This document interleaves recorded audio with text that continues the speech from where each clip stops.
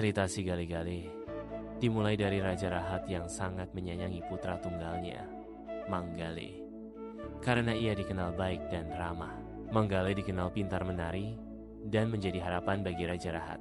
Namun, Manggale gugur dalam peperangan, meninggalkan Raja Rahat dalam kesedihan mendalam. Untuk menghibur Raja Rahat, dibuatlah patung kayu yang menyerupai Manggale, yang diberi nama Si Gale-Gale.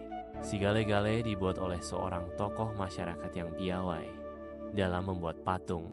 Patung ini memiliki ciri khas, seperti rambut dari rambut kuda dan ikat kepala.